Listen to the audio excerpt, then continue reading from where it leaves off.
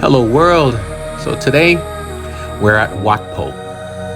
It is one of Bangkok's oldest and most significant first-class royal temples, and it is located directly south of the Grand Palace. We just came from the Grand Palace, which in itself was amazing. The Wat Pho temple is famous for housing a massive 46-meter long reclining Buddha, and is serving as the birthplace of the traditional Thai massage. See the tut-tuts there? Dope little ride to get on over here. I've had a Thai massage, had two. Amazing. Not here at Wat Pho, but since I've been here in Bangkok. Wat Pho is said to house the largest collection of Buddha images. The complex houses over 1,000 Buddha images, and it's the largest collection in Thailand, many of which were brought in from abandoned temples across Asia. And it refers also to the four great chetties here, which are four massive, colorfully tiled pagodas that commemorate the first four kings of the Chakra dynasty. We're going to go over that, get a little closer and show you that. For people coming to visit, the daily hours of operation are from 8 a.m. till 7:30 p.m. I do recommend you get here earlier. If you get here in the morning, you may even have the place to yourself. In the afternoon, it gets pretty crowded and then kind of ways back out in the evening. Now, one thing to make sure, never to forget, is the dress code, not just here at Wat Pho, but pretty much at all the temples across Thailand. You must wear modest clothing, you know, covering your shoulders and knees, especially for the ladies. If you're going to go actually into one of the temples, you must remove your shoes. But ladies, you must cover your shoulders and down to your knees. All right, so no short shorts, none of that stuff. Even some of the ladies that were with us weren't wearing short clothing, but they were asked to cover up. So luckily, and I'm sure by design, right outside, you can purchase some nice, comfy, cozy, light pants. All right. The buildings on site are gorgeous, colorful, intricately designed, as are most temples and symbolic buildings across Bangkok. But it is a beautiful sight to behold. Very clean, again, as a lot of things, a lot of places that we encounter across Thailand as a whole, not just Bangkok, but Thailand. And nice place to bring the family, enjoy. Very, very, very, very scenic, very, very symbolic. There are things that you kind of have to pay attention to, you may miss. There's symbolism everywhere. A trip definitely worth taking.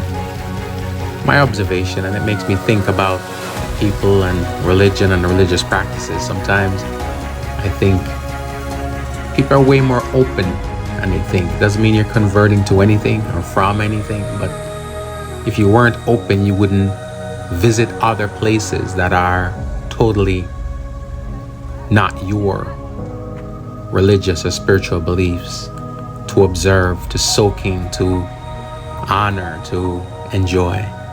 So I think we're more alike than we'd like to think.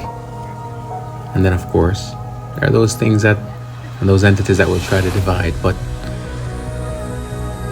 on this property and this premises, as I look around, I know these people aren't Hindu, aren't all. So it's great to see everybody here. And as you enter the building, you're required to remove your shoes. They will give you a bag. See these bags that you can, drape as a backpack or hold in your hand for you to put your shoes in. They also ask no flash photography. Take your hats off. So you notice nobody has hats on, and all these people with these bags, that's what they have their shoes in. So we're entering a building that houses the reclining Buddha.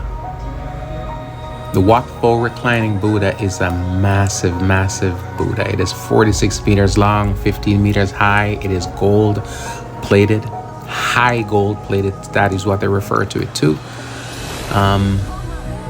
You know, it's massive, and it's supposed to be representing Buddha's entry into nirvana.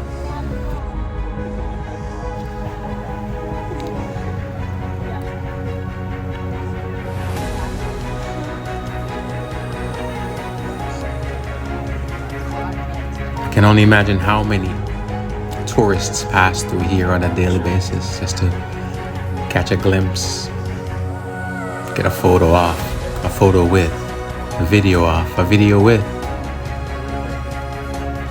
the reclining Buddha.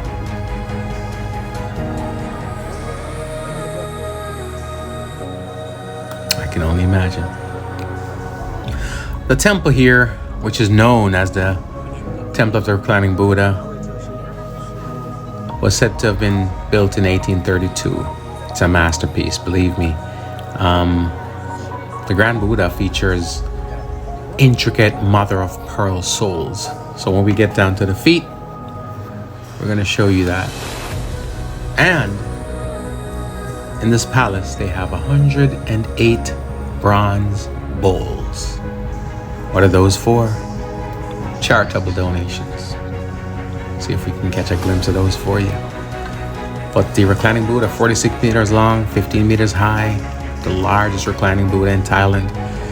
The symbolism of this is really representing the Buddha during his final illness, and that's before entering parinirvana, or death. All right, this is what history/folklore states. Beautiful, beautiful, beautiful. High gold plated.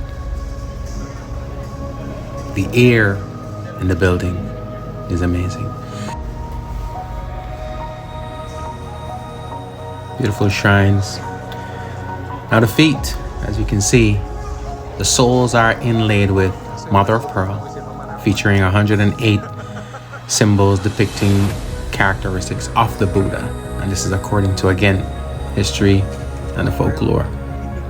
Look at the feet. I mentioned earlier the 108 bronze bowls. Those are, of course, based on the 108 auspicious symbols on the Buddha's feet. But in the temple, you can purchase coins. 20 coins. More, of course, but 20 coins. And then you give them back in the well as you walk along through. And it's symbolic. It's also a way of raising funds. Smart, aren't they? It was an amazing trip. Ladies and gentlemen, the reclining Buddha and the Temple of the Reclining Buddha, Wat Pho, Bangkok, Thailand. An amazing journey. If you're ever on this side of the globe, I do suggest you check it out.